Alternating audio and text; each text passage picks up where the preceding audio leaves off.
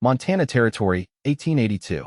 The world Sophia Ellis knew dissolved into ash and cinders on a merciless autumn night.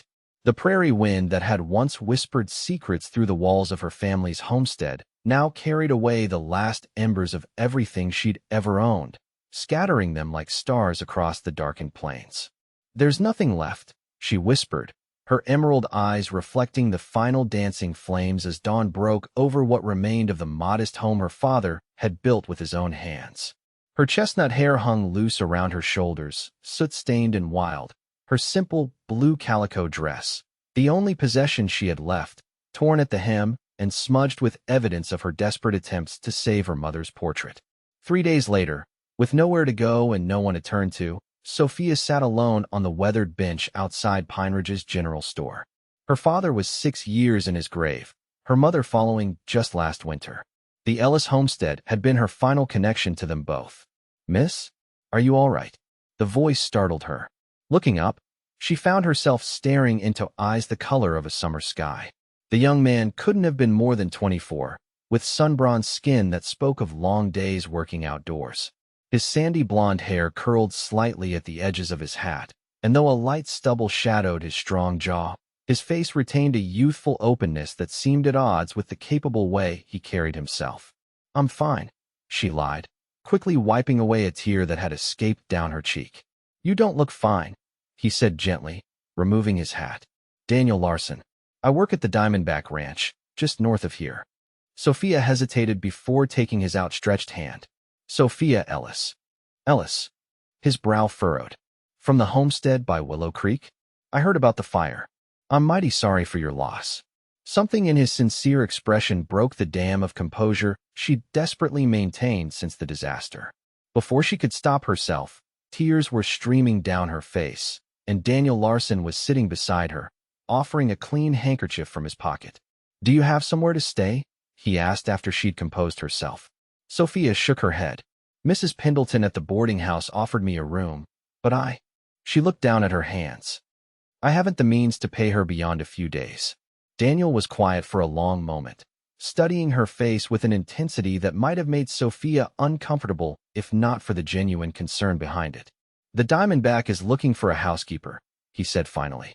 "Mrs. Reynolds, who's been cooking for the outfit, is leaving to care for her sister in Denver.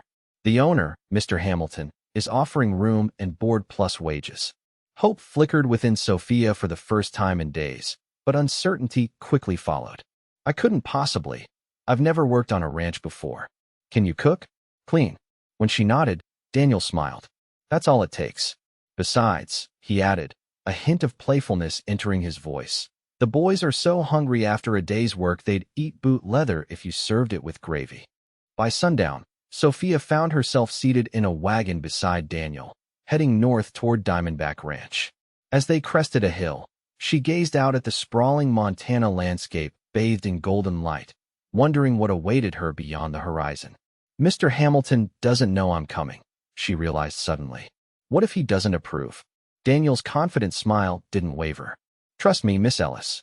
Once he tastes your cooking, he'll wonder how he ever managed without you."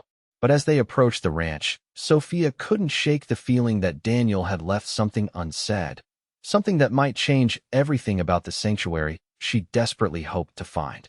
The Diamondback Ranch's main house loomed larger than Sophia had expected, a solid 2-story structure of timber and stone with a wide porch wrapping around 3 sides. Several outbuildings, including a bunkhouse, barn, and what appeared to be a smithy, formed a rough semicircle around a central yard. Men moved purposefully between buildings, leading horses or carrying supplies, while others worked cattle in distant corrals. "This is bigger than I imagined," Sophia murmured. 20,000 acres, 30 hands during busy seasons," Daniel replied with unmistakable pride. "One of the largest operations in the territory."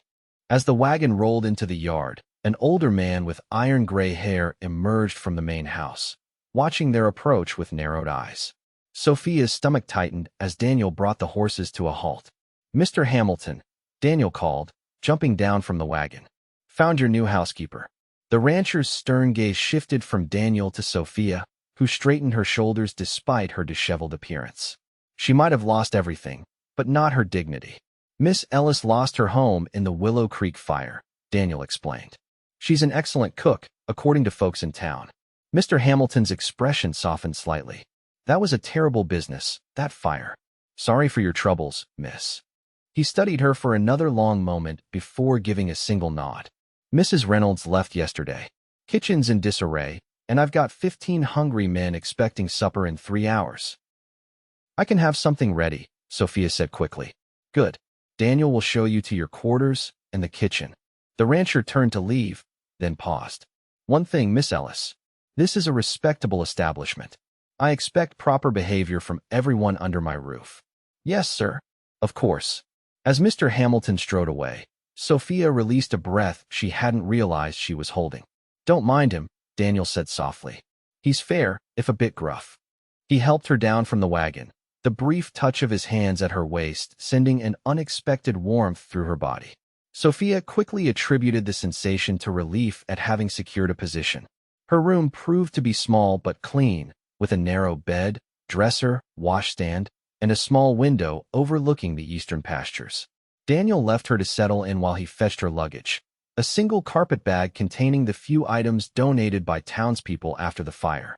The kitchen, by contrast, was vast and well-appointed, though currently in a state of mild chaos.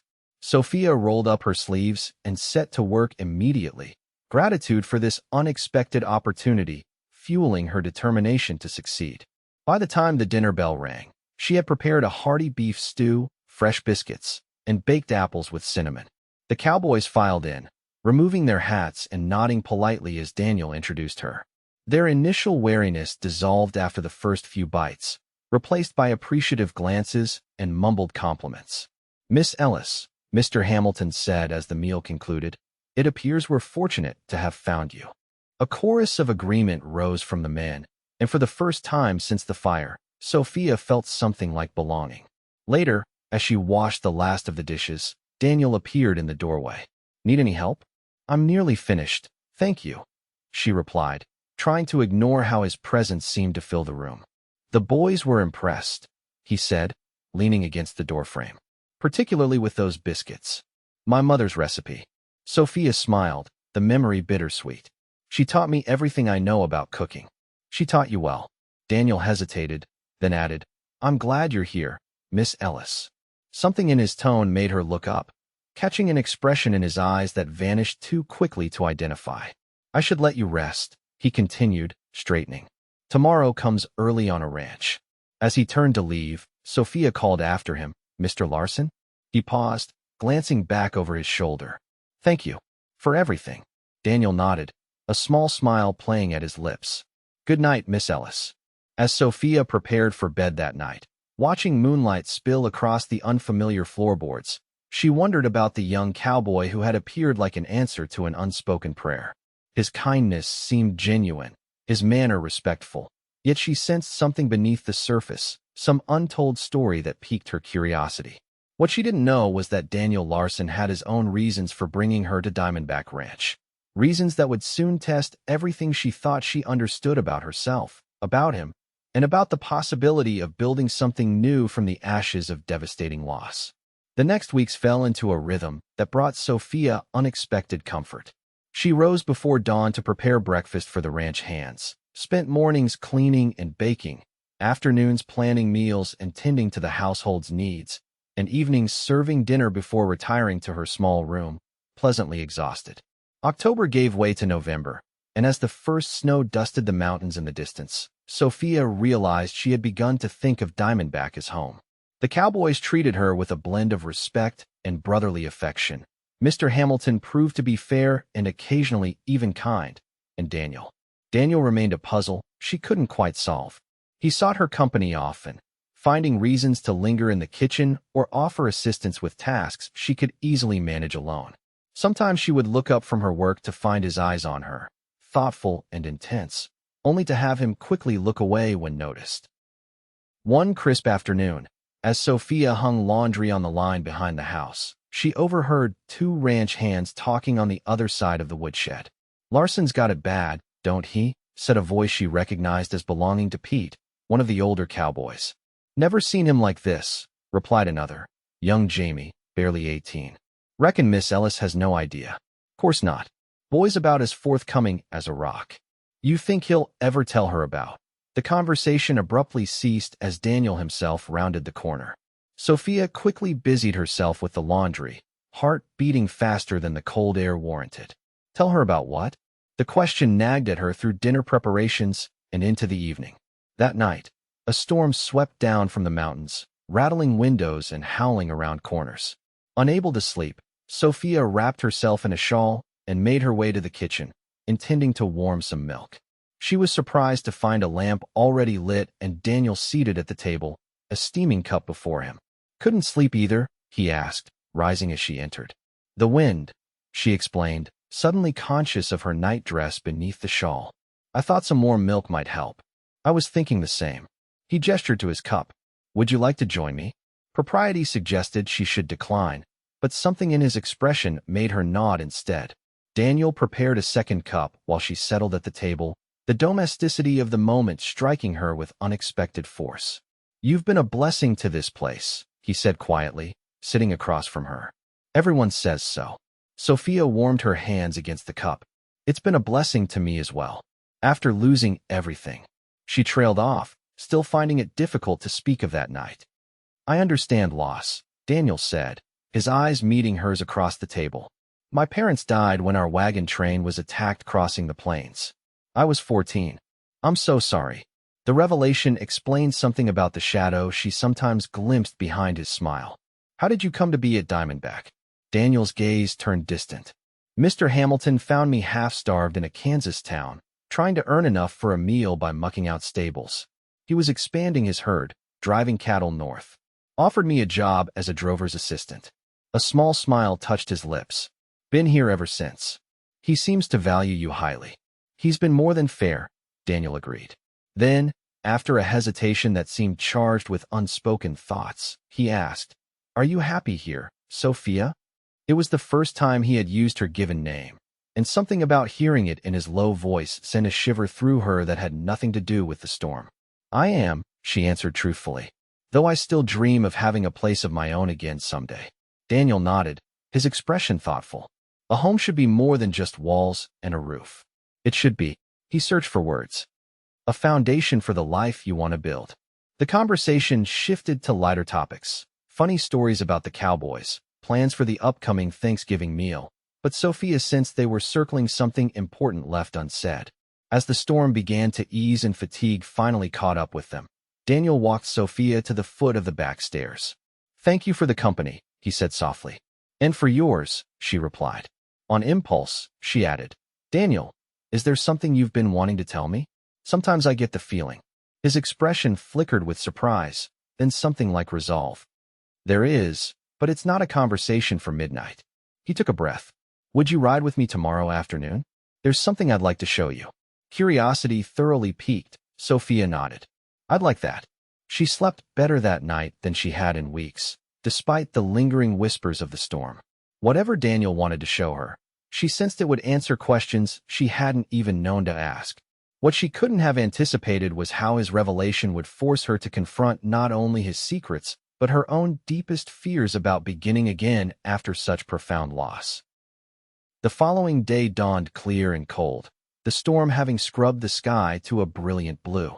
Sophia found herself distracted through her morning chores, anticipation building as the appointed hour approached. She changed into her best dress, a modest navy blue with small white flowers, donated by the minister's wife after the fire, and pinned her hair more carefully than usual. Daniel was waiting in the yard with 2 saddled horses. His own customary mount was a spirited bay gelding, while for her, he had selected a gentle chestnut mare. I hope you ride, he said, suddenly looking uncertain. My father taught me when I was small, she assured him. Though it had been years, the old skills returned quickly as Daniel helped her mount, his hands steady at her waist. They rode north, away from the main ranch buildings, following a well-worn trail that wound through stands of pine and aspen, their golden leaves still clinging stubbornly to branches despite the recent storm. Daniel pointed out landmarks, a distinctive rock formation, a spring where the cattle watered in summer, a distant line of cottonwoods marking a creek. This is all Diamondback land. Sophia asked, impressed by the vastness. Most of it, Daniel replied.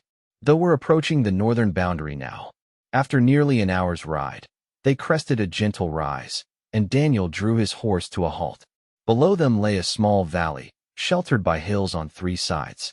A clear stream cut through the center, and near its bank stood the weathered frame of an unfinished cabin. What is this place? Sophia asked, taking in the peaceful scene. Daniel dismounted and helped her down, his hands lingering at her waist a moment longer than necessary. It's mine, he said simply. Or it will be. Understanding dawned slowly as he led her closer to the partially constructed building. You're building your own home? Daniel nodded, a hint of pride in his expression. Mr. Hamilton granted me this parcel last year as part of my wages. 160 acres. He gestured to the cabin. I've been working on it when I can spare the time. Sophia walked the perimeter of the structure, noting the solid foundation and carefully hewn logs. It's going to be lovely. It's slow going, working alone, Daniel admitted. But I'm determined to finish by next summer. Why show me this? The question slipped out before Sophia could consider its implications. Daniel's eyes held hers, earnest and vulnerable in a way she hadn't seen before. Because I want you to understand something about me, Sophia. I know what it means to lose a home, to have to build again from nothing. He took a deep breath. And because I find myself hoping that someday, if I'm patient and fortunate, you might consider sharing it. The admission hung in the air between them, as delicate and momentous as the first snowflake of winter. Sophia's heart quickened, a flush warming her cheeks despite the cold. Daniel, please, he interrupted gently. I'm not asking for an answer today. We've known each other barely a month. But I wanted you to know my intentions are honorable, and my feelings. He glanced away, then back, resolve firming his jaw. My feelings for you grow stronger each day. Sophia stood speechless, emotions tangling within her. Part of her thrilled at his declaration, recognizing that her own feelings had been developing in ways she'd been reluctant to acknowledge. Yet another part recoiled in fear. Fear of loss, of vulnerability, of risking her heart again so soon after having everything else taken from her. It's beautiful here, she finally said, her voice soft. Thank you for showing me. If he was disappointed by her non-answer, Daniel didn't show it. Instead, he smiled and offered his arm. There's more I'd like you to see, if you're willing.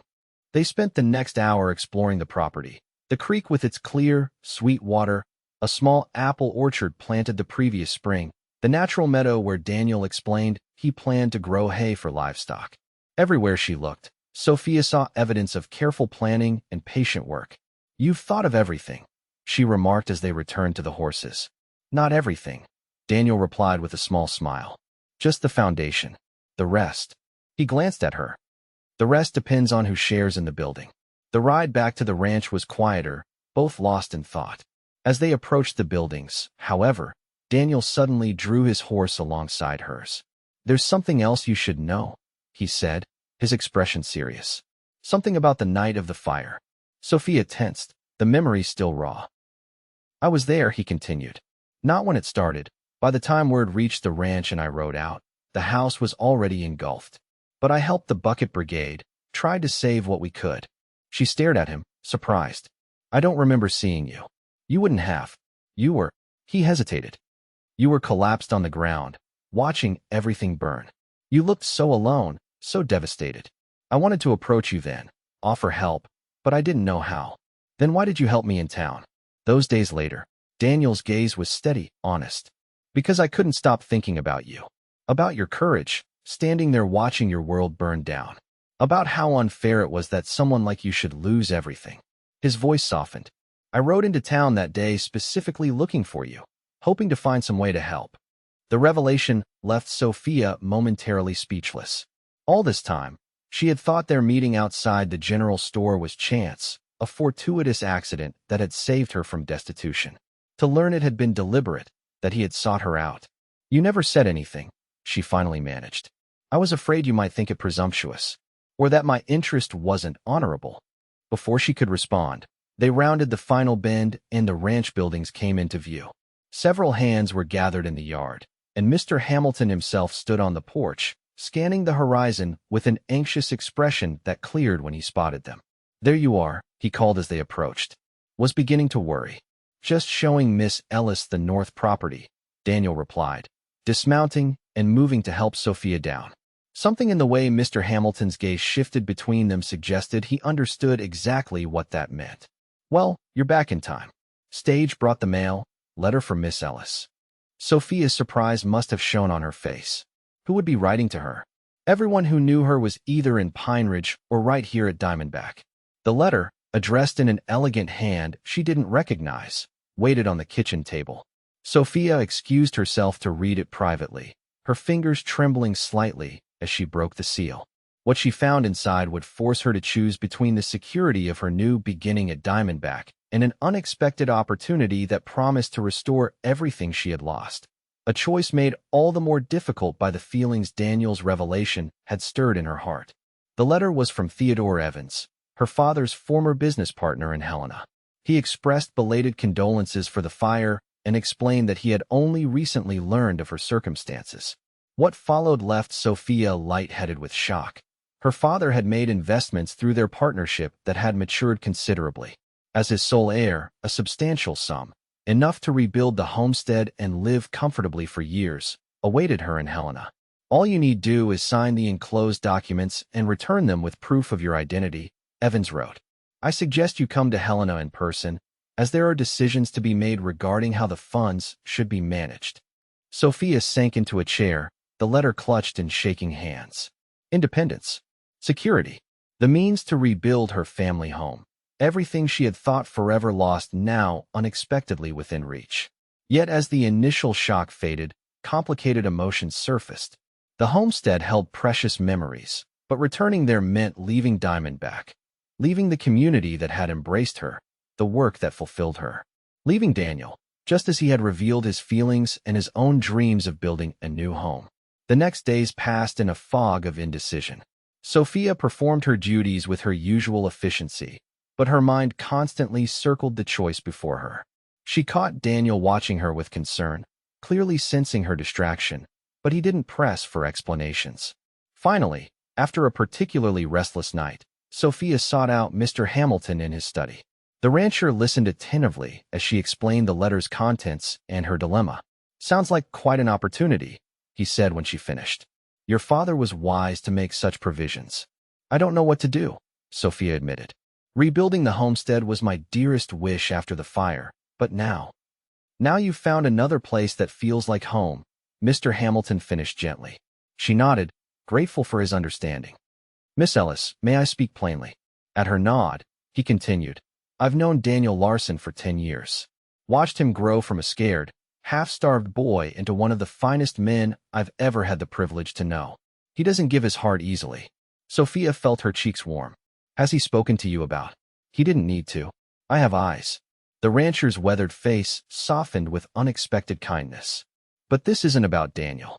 It's about what you want for your future. Money provides security, certainly, but it doesn't build happiness on its own." "What would you do?" she asked quietly. "I can't answer that, but I suggest you visit your old homestead before deciding. Sometimes the places we've loved look different when we've changed." Taking his advice, Sophia rode into Pine Ridge the next day and hired a wagon to take her to the burned-out remains of her family home. She hadn't returned since the fire, finding the prospect too painful. The charred ruins stood stark against the winter-blue sky, a haunting monument to what had been. Sophia walked carefully through the ash-strewn foundation, memories rising like ghosts. Her mother at the stove, her father in his chair by the fire, the small room where she had slept and dreamed. Yet something had changed. The crushing grief she had expected didn't materialize. Instead, she felt a curious detachment, as though she were visiting a familiar story rather than the scene of her own tragedy. The home she remembered lived now only in her heart, not in these blackened timbers. As the sun began its descent, casting long shadows across the land, Sophia made her decision. She would go to Helena, claim her inheritance, and then choose her own path forward with clear eyes and an open heart. She returned to Diamondback, determined to speak with Daniel before finalizing her plans. Finding him in the stables at dusk, she asked if they might talk privately. "Of course," he replied, concern evident in his expression. "Is everything all right? You've seemed troubled these past days." They walked together to a small bench behind the smithy, relatively private from the main yard. Sophia drew the letter from her pocket and handed it to him. "This arrived the day we rode to your property," she explained. Daniel read it carefully, his expression shifting from curiosity to surprise. When he looked up, Sophia couldn't quite interpret the emotion in his eyes. "This is wonderful news for you," he said finally. "You can rebuild everything you lost." "That was my first thought as well," she admitted. "But after visiting the homestead today, I'm not so certain that's what I want anymore." Hope flickered across his face. "What do you want, Sophia?" The direct question demanded an equally direct answer. Drawing a deep breath, she replied, "I want to make my own choices based on my future, not my past. I want to claim what's rightfully mine, but use it wisely." She met his gaze steadily. "And I want to explore the feelings growing between us, without rushing or presumption on either side." Daniel's smile began slowly, then broadened until it transformed his entire face. "I can work with that," he said, voice warm with emotion. "When will you leave for Helena?" "Day after tomorrow. The stage comes through Pine Ridge then. Would you allow me to accompany you?" At her surprised look, he added, "Helena can be overwhelming for a person traveling alone. And he hesitated. "I'd rest easier knowing you were safe." The protective instinct touched her deeply. "I'd welcome your company, Daniel." "Thank you." As twilight deepened around them, a comfortable silence fell, not the end of their conversation, but a pause filled with possibility. Whatever path Sophia chose after Helena, she knew now it wouldn't be walked alone. What neither of them could anticipate was how their journey to the territorial capital would test not only their budding feelings for each other, but also their very lives, as forces beyond their control conspired to separate them permanently. The stagecoach journey to Helena should have taken 3 days. On the morning of the second day, however, heavy snow began to fall, slowing their progress to a crawl. By mid-afternoon, with visibility deteriorating and the horses struggling through increasingly deep drifts, the driver made the decision to seek shelter at a way station still some 15 miles short of their destination. Tuckett Station was little more than a sturdy log structure with attached stables, operated by a taciturn former cavalryman and his equally reserved wife. They offered basic meals and sleeping pallets for travelers caught between regular stops, charging prices that reflected the captive nature of their clientele. "Looks like we'll be here until the storm passes," Daniel told Sophia as they claimed a corner of the common room. "Could be a day or more, this time of year." Other travelers had also sought refuge. A drummer selling farm equipment, an elderly couple returning from visiting relatives, and 3 rough-looking men whose purpose wasn't immediately apparent. The station's cramped quarters made privacy impossible, but Daniel positioned himself protectively between Sophia and the other guests. As the evening wore on, Sophia became increasingly aware of the 3 men watching her with unsettling interest. Their whispered conversations and occasional laughter made her uneasy, though they had done nothing overtly threatening. "I don't like the look of them," Daniel murmured as they sat together near the fire after a meager supper. "Stay close to me. Do you think they mean trouble?" Before he could answer, one of the men approached, the tallest of the 3, with a scar bisecting one eyebrow and cold eyes that never quite matched his smile. "Evening, folks," he said, tipping his hat. "Name's Reeves. My associates and I couldn't help noticing you two are traveling to Helena." His gaze lingered on Sophia. "Business or pleasure?" "Our business is our own," Daniel replied evenly, but with an edge that made clear further questions wouldn't be welcome. Reeves' smile didn't waver. "Just making friendly conversation. Long night ahead with this storm." He turned his attention fully to Sophia. "Miss, if you tire of such dull company, we'd be happy to offer more entertaining conversation." Daniel stood, his posture relaxed but his eyes hard. The lady is content where she is. For a tense moment, Sophia thought Reeves might challenge him, but the man merely shrugged and returned to his companions, who greeted him with low laughter. "I don't think we should sleep tonight," Daniel said quietly once Reeves was out of earshot. Something isn't right. His instincts proved correct. Near midnight, with most travelers dozing despite the hard floor and the station keeper nodding by the door, Daniel nudged Sophia awake from a light slumber. "They're gone," he whispered. "All 3 men slipped out a few minutes ago."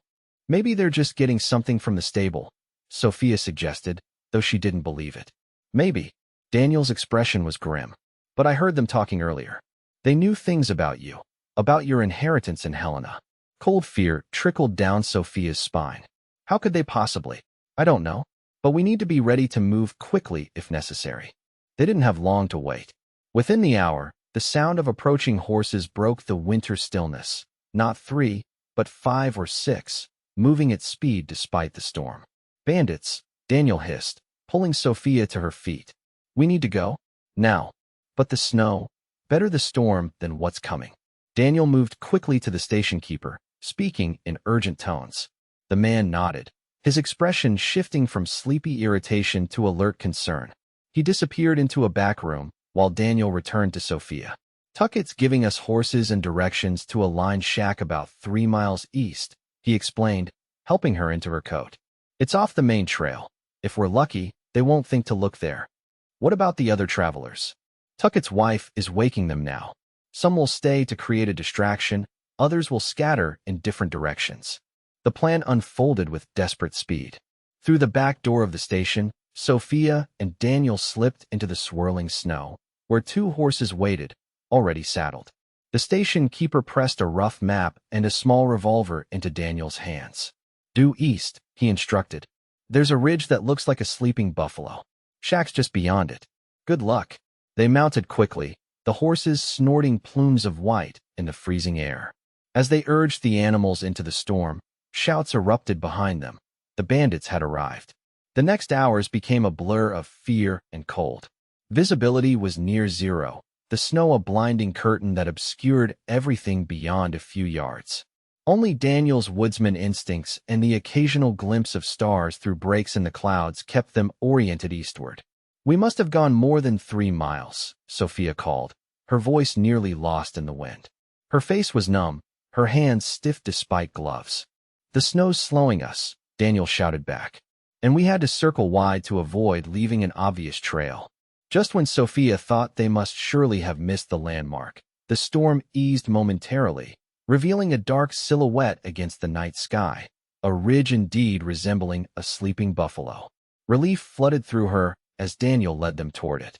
The lined shack was barely more than a hunter's shelter, a single room with a small stove, rough bunk, and minimal supplies.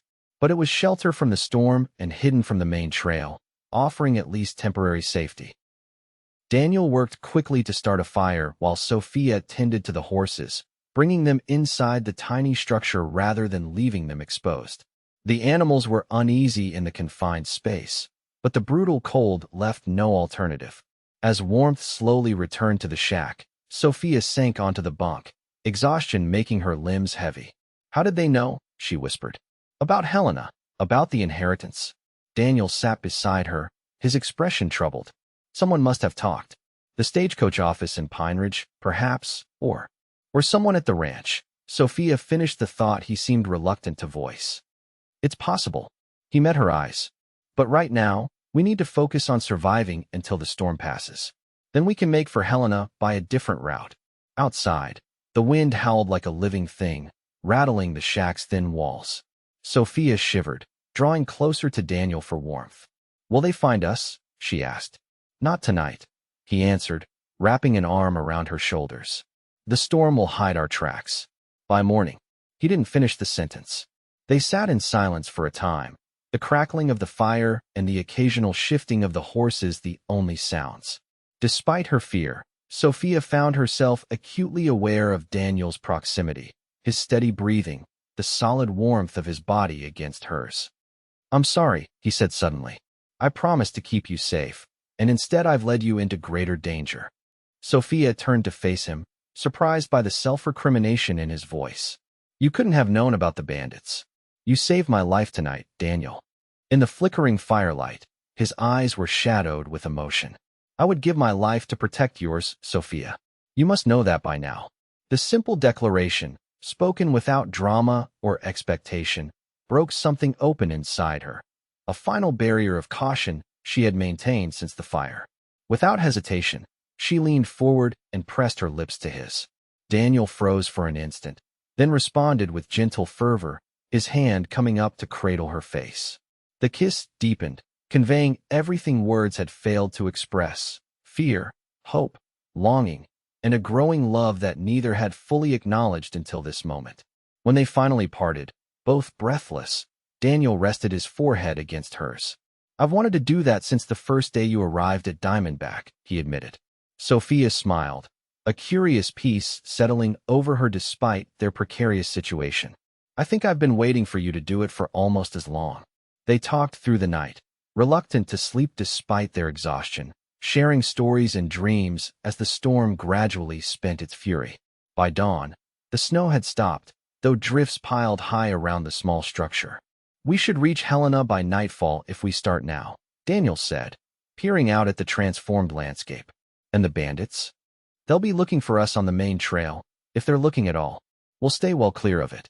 As they prepared to leave, Sophia paused, struck by a sudden clarity. "Daniel, if we reach Helena safely and I claim my inheritance." "Yes," he prompted when she hesitated. "Would you consider using some of it to finish building your cabin?" "Our cabin, perhaps." She met his gaze steadily. "I've realized something in all this. Homes can burn. Money can be stolen. The only foundation worth building on is love." Daniel's smile dawned slowly, like the winter sun now illuminating the snow-covered world outside. "Are you proposing to me, Sophia Ellis?" "I believe I am," she replied, surprising herself with her boldness. "Though I expect you to do it properly once we're safe." He laughed, the sound bright with joy, and pulled her into his arms. "I accept your terms, Miss Ellis, and I promise you a proper proposal that will make this adventure seem tame by comparison." As they set out into the gleaming morning, Sophia felt a certainty she hadn't experienced since before the fire. Whatever awaited them in Helena, danger or safety, fortune or modest means, they would face it together, building a future neither could have imagined when fate first brought them together on a weathered bench outside Pine Ridge's general store. The path ahead would not be without challenges, but some foundations, once laid, could withstand any storm. True to Daniel's prediction, they reached Helena by nightfall, approaching the territorial capital from the east to avoid any potential ambush on the main road. The city's lights spread before them like fallen stars, promising safety after their harrowing journey. "We should find the sheriff first," Daniel said as they rode into the outskirts. "Report what happened." Sophia nodded, though anticipation to reach Theodore Evans' office warred with caution. "Will he believe us? We have no proof the bandits were after my inheritance specifically. The station keeper will corroborate our story when the next stage gets through. An attempted robbery is attempted robbery, regardless of motive." The Helena sheriff, a barrel-chested man named Morgan with a silver-streaked beard and shrewd eyes, listened to their account with growing interest. "Reeves, you say?" Scar through the eyebrow. When Daniel confirmed, Sheriff Morgan nodded grimly. "Samuel Reeves.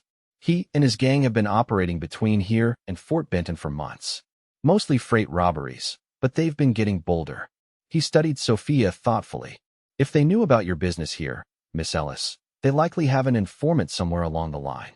Is it safe for Miss Ellis to proceed with her banking arrangements?" Daniel asked. "I'd say so, now you're in Helena proper. Reeves isn't fool enough to try anything in town." The sheriff rose. "I'll assign a deputy to accompany you to Evans' office tomorrow, just to be certain.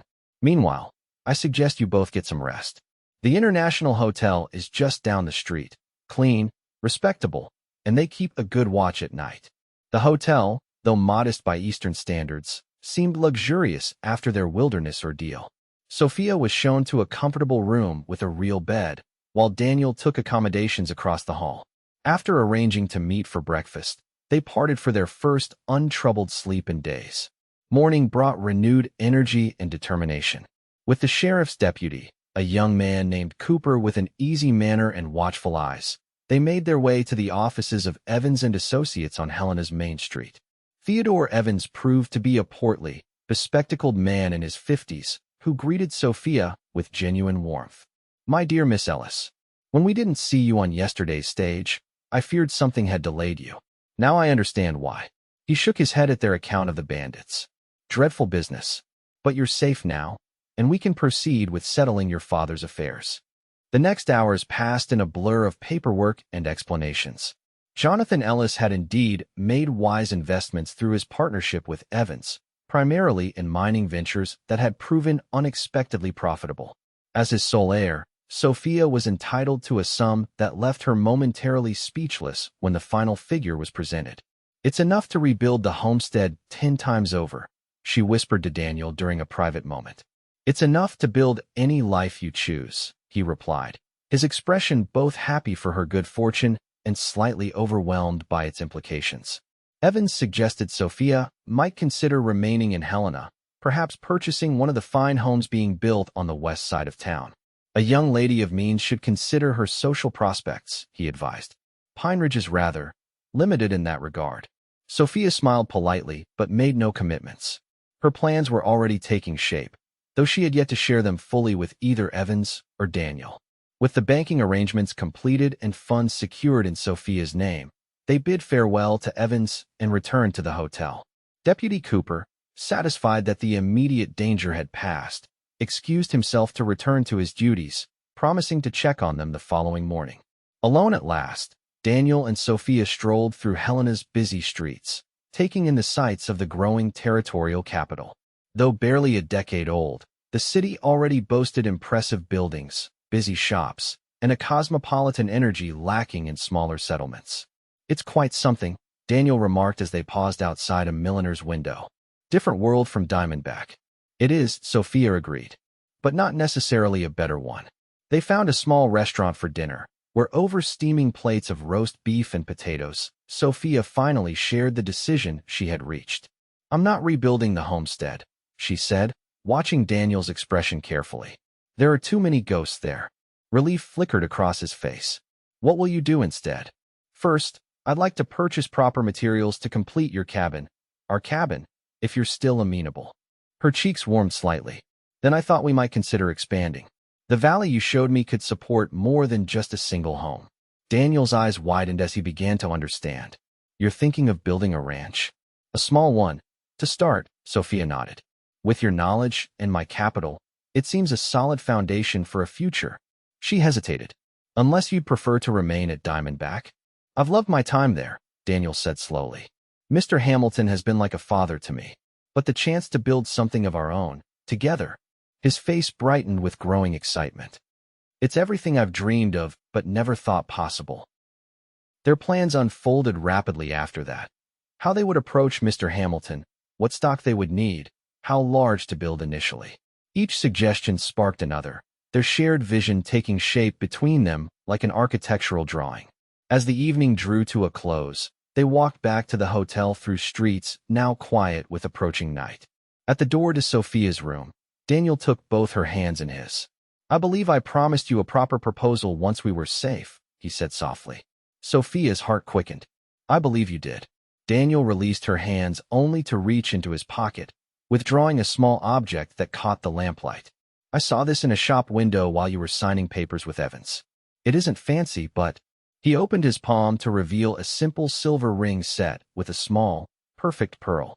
"It reminded me of you. Valuable not because of outward show, but because of inner strength and beauty." Dropping to one knee in the hotel hallway, heedless of who might see, Daniel looked up at her with eyes full of unwavering devotion. "Sophia Ellis, you came into my life on the darkest day of yours, and somehow brought light to mine. Would you do me the extraordinary honor of becoming my wife, of building not just a home or a ranch, but a life with me?" Tears blurred Sophia's vision as she nodded, unable for a moment to speak. When words finally returned, they came from the deepest part of her heart. "Yes, Daniel. 1,000 times yes." The ring slipped onto her finger as if made for her. As Daniel rose and gathered her gently into his arms, Sophia knew with absolute certainty that this moment, this man, was what she had been moving toward since the night flames consumed her past. "I love you," she whispered against his lips. "I think I have since that first day on the bench in Pine Ridge." "And I've loved you just as long," he answered. "Every day since, my only thought has been how to deserve you." Their kiss sealed promises that went beyond words, promises of partnership, devotion, and a shared vision of what home truly meant. 2 days later, they departed Helena with their future secured, marriage plans made, building supplies ordered, and arrangements in place for the funds needed to establish their new enterprise. The stagecoach route back to Pine Ridge had been declared safe, Reeves and his gang having disappeared into the wilderness after learning of the sheriff's intensified hunt for them.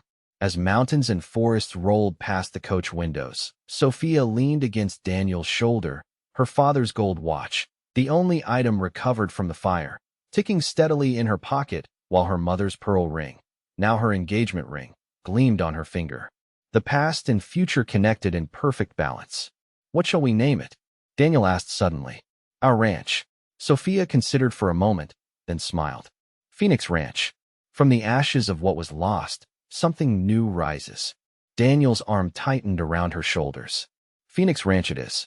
6 months later, on a perfect June morning, Sophia Ellis became Sophia Larson in a simple ceremony held on their land, with the newly completed cabin behind them and the foundations of their first barn already taking shape nearby. Mr. Hamilton stood proudly as Daniel's best man, while Mrs. Pendleton from the Pine Ridge boarding house attended Sophia. As they spoke their vows beneath an arch twined with wild roses, Sophia thought of the fire that had taken everything she owned, but ultimately led her to everything she needed. Sometimes, she reflected, the most devastating losses cleared the ground for foundations stronger than any that came before. That night, as twilight settled over their new home and the first stars appeared above the valley they now shared, Daniel and Sophia stood on the porch of their cabin, arms entwined. "Happy?" he asked, pressing a kiss to her temple. Sophia looked out at the land that stretched before them, land that would support their dreams, their future children, their growing herd, and whatever else life might bring their way. Then she turned to the man who had taken her hand when she had nothing, offering not charity but partnership, not pity but love. "More than I ever imagined possible," she answered, and sealed the truth of it with a kiss.